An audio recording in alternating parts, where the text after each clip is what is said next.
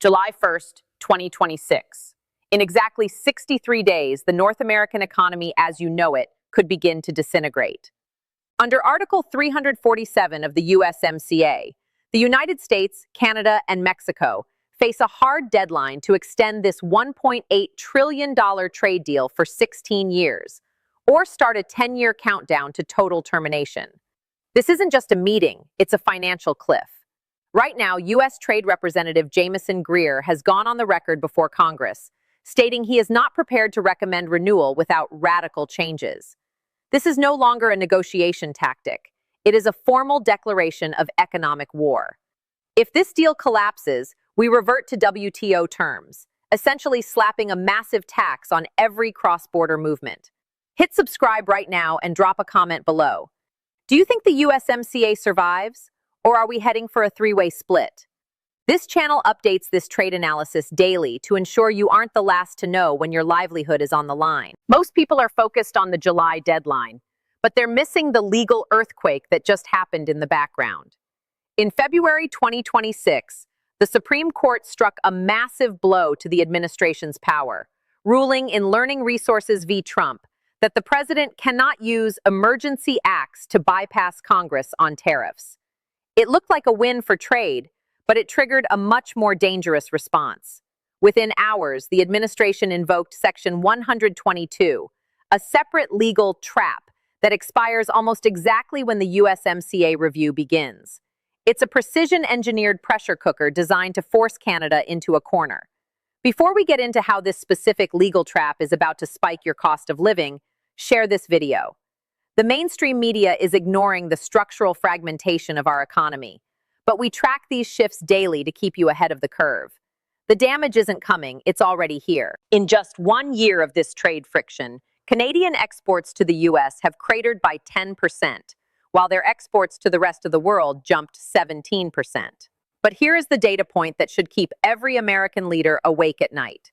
For the first time in history, Canada is now shipping more crude oil to China than to the United States. We rely on Canada for 60% of our crude imports. Our refineries in the Midwest are literally built to process their oil and nothing else. If that supply chain breaks, you aren't just looking at higher prices, you're looking at a structural energy failure. While the experts talk about policy, your wallet is feeling the reality of $1,500 in hidden annual tariff taxes per household. From the 40% surge in lumber costs to the steel in your car, you are paying for this trade war every single day. There is a scenario the White House didn't see coming, and it involves a man named Mark Carney. Unlike previous leaders, Carney just secured a massive majority government and has no election to worry about until 2029. He isn't coming to the table out of desperation. He's coming with a mandate to diversify away from the U.S. entirely. He's already met the defense spending demands that Washington used to use as leverage, effectively disarming the U.S. negotiating team before they even sat down. We are facing the most formidable Canadian negotiating position since 1994, and the U.S. is still acting like it's 2018. If we reach July 1st without a deal, we enter a cycle of annual reviews, a state of permanent uncertainty that freezes investment and kills jobs. Click that subscribe button and turn on notifications. This is the only place getting daily updates on the 14 million American jobs currently hanging in the balance of this USMCA review. The bottom line is that the trilateral dream is dying. Mexico is already cutting side deals with Washington, leaving Canada isolated and incentivized to lean even further toward China and Europe.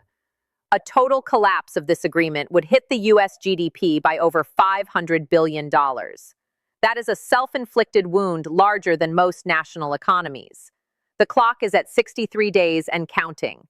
The USMCA review launched bilaterally without Canada on March 18th, and the projections show negotiations will drag well into 2027. We are moving from free trade to managed chaos. Which of the three scenarios do you think is most likely? A painful extension, annual reviews, or total fragmentation? Drop your thoughts in the comments so we can discuss.